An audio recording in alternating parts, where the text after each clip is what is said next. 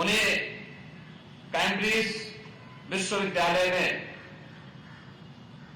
दाखिला लेना पड़ा था। उस समय की प्रतिष्ठित प्रशासनिक सेवा आईसीएस की परीक्षा में सर्वोच्च स्थान प्राप्त होने के बाद भी उन्होंने वह सेवा ज्वाइन नहीं की।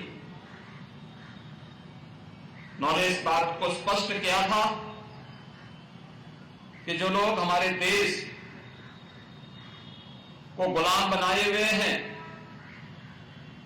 जिनके खिलाफ हमें लड़ाई लड़नी है, हम उनकी अधीनता स्वीकार करके किसी भी बड़े पद को ठुकरा सकते हैं। और उन्होंने आईसीएस की परीक्षा में उत्तीर्ण होने के बाद भी उसे छोड़ करके देश की आजादी के आंदोलन के साथ वे जुड़े थे। आजादी के आंदोलन के दौरान अनेक ऐसे अवसर आए थे जिन्होंने नेताजी सुभाष चंद्र बोस को, जिसके माध्यम से वह भारत की राजनीति में स्थापित हो सकते थे, लेकिन उससे इतर उन्होंने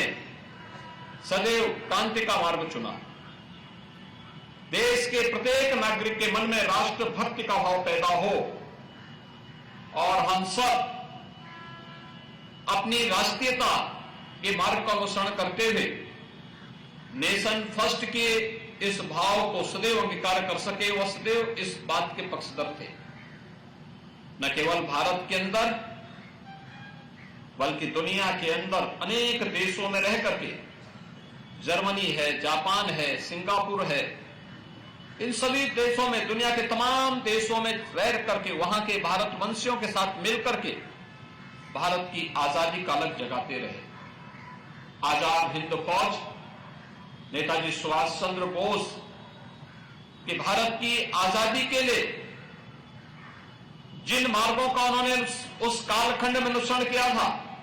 उसका एक उदाहरण है। नेताजी सुभाष चंद्र बोस ने उस समय जो स्लोगन दिए थे, चाहे वह दिल्ली चलो का नारा हो, चाहे वह जय हिंद का नारा हो, जो आज भी हम सब के अंदर एक नया रोमांच पैदा करता है, और चाहे इस देश के युवाओं के मन में इस भाव को पैदा करने के लिए कि देश की आजादी के लिए जो उन्होंने दिया था, जो भारत के प्रत्येक जवान पर वो नारा अक्सर सुनने को मिलता है कि तुम मुझे खून दो, मैं तुम्हें आजादी दूंगा, यह अपने आप में ही हर भारतवासी को रोमांचित कर देता है।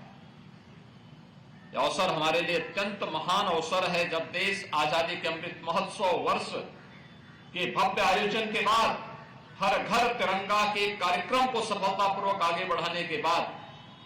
अब आजादी के अमृत काल में प्रवेश कर चुका है। स्वाभाविक रूप से इस देश को दुनिया की सबसे बड़ी ताकत बनाने के लिए प्रधानमंत्री मोदी जी के नेतृत्व में जो कार्यक्रम चल रहे हैं, उन सभी कार्यक्रमों को हर भारतवासी अगर अपने कर्तव्यों का पालन करना प्रारंभ करेगा, स्वाभाविक रूप से नेताजी सुभाष चंद्र बोस इस अवसर पर